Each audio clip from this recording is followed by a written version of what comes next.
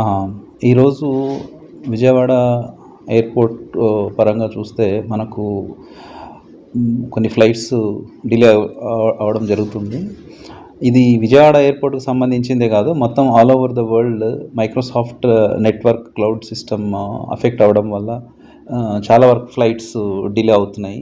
మనకు విజయవాడలో total 23 flights domestic flights operation ఉంటే ఇంతవరకు మనకు 12 ఫ్లైట్స్ వచ్చేళ్ళాయి. అందులో 6 ఫ్లైట్స్ ఈ సిస్టమ్ వల్ల డిలే అయ్యాయి. రిమైనింగ్ 6 మార్నింగ్ వచ్చిన ఫ్లైట్స్ మాత్రం they were on time. But ఇక్కడ నుంచి ఇంకా మనకు ఇంకా 11 ఫ్లైట్స్ ఉండబోతున్నాయి. అందులో ఇప్పటివరకు మనకు తెలిసింది 4 ఫ్లైట్స్ డిలే ఉంది అని తెలిసింది. మేబీ మిగతా ఫ్లైట్స్ కూడా అవ్వడానికి అవకాశం ఉంది. ఎందుకంటే సిస్టమ్ డౌన్ అవ్వడం వల్ల బోర్డింగ్ పాస్ ప్రింటింగ్ కానీ, బ్యాగేజ్ ట్యాగ్స్ ప్రింటింగ్ కానీ ఇవన్నీ ఏం జరగట్లేదు. సో బోర్డింగ్ పాస్ వరకు ఏం చేస్తున్నారంటే మాన్యువల్గా హ్యాండ్ రిటన్తో రాసి ఇస్తున్నారు. దానివల్ల కొంచెం సిస్టమ్ డిలే అవ్వడం జరుగుతుంది. ఇది కాకుండా బ్యాగేజ్ కూడా మాన్యువల్గానే ట్యాగ్స్ తయారు చేసి పెడుతున్నారు. సో ఈవెన్ టైం కన్జ్యూమ్ కాబట్టి కొంచెం డిలే అవుతుంది. మనది కంపారిటివ్లీ చిన్న ఎయిర్పోర్ట్ కాబట్టి వచ్చిన ఫ్లైట్ వచ్చినట్టుగా మనం పంపిస్తున్నాము. So whatever the delay జరుగుతున్న డిలే ఏంటంటే అది పైనుంచి వచ్చే ఫ్లైట్ డిలే అవ్వడం వల్ల డిలే అవడం తప్ప విజయవాడ ఎయిర్పోర్ట్ పరంగా మనకు వచ్చిన ఫ్లైట్ 20 మినిట్స్లోనే దాన్ని మళ్ళీ వెనక్కి పంపించడము, అదే ఎయిర్ ఇండియా లాంటి పెద్ద ఫ్లైట్ అయితే 40 మినిట్స్లో వెనక్కి పంపించడం జరుగుతుంది. ఇంతవరకు విజయవాడ పరంగా డిలే ఏం అవ్వలేదు.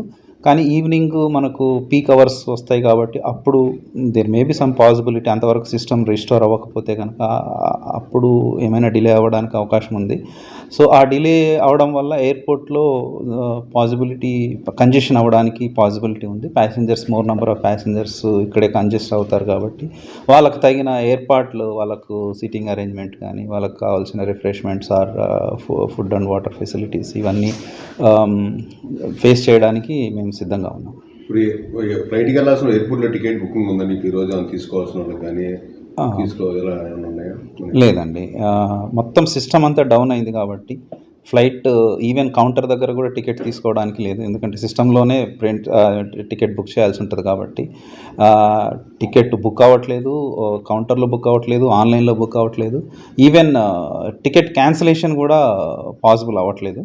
సో ప్యాసింజర్స్ ఎవరైతే క్యాన్సిలేషన్ రిక్వెషన్కి వస్తున్నారో వాళ్ళ పిఎన్ఆర్ నెంబర్ నోట్ చేసుకొని తర్వాత క్యాన్సిల్ చేస్తామని ఎయిర్లైన్స్ వాళ్ళు అంటున్నారు. సార్ ఈ ప్రాబ్లం ఆల్ ఓవర్ ఇండియానా, ఆల్ ఓవర్ వరల్డ్? ఈ problem all over the world అండి. ఈవెన్ కొన్ని చోట్ల కొన్ని ఎయిర్లైన్స్ మొత్తం ఫ్లైటే ఆపేషన్ అని ఇప్పుడే జస్ట్ న్యూస్లో చూసాము.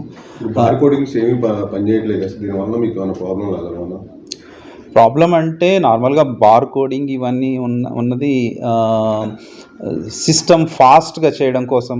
ఏదైనా సపోజ్ జస్ట్ అలా పెట్టేసి అది ప్యాసింజర్ది ఏంటి అని కొన్ని ఆటోమేటిక్గా సిస్టమ్ రీడ్ చేసేసి పెద్ద ఎయిర్పోర్ట్లో, మన ఎయిర్పోర్ట్లో అంటే ఎవ్రీథింగ్ మనం మాన్యువల్గానే చేస్తాం కాబట్టి అది అంత ప్రాబ్లం ఉండదు. కానీ పెద్ద ఎయిర్పోర్ట్లో ఏమవుతుందంటే ఆ బార్కోడ్ని బట్టి ఆటోమేటిక్గా సార్టింగ్ అవుతుంటుంది అనమాట బ్యాగేజ్. అటువంటి చోట డిలేస్ పెరగడానికి అవకాశం ఉంది. అందుకే నేను చెప్పింది ఏంటంటే విజయవాడలో ఆ ప్రాబ్లం లేదు మనకు.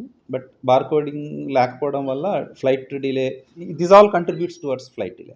ఈ రోజు అయిపోతే పర్లేదు సార్, 2 రోజులు అయితే ఫ్లైట్లో ఆపేయాల్సిన పరిస్థితి ఉంది.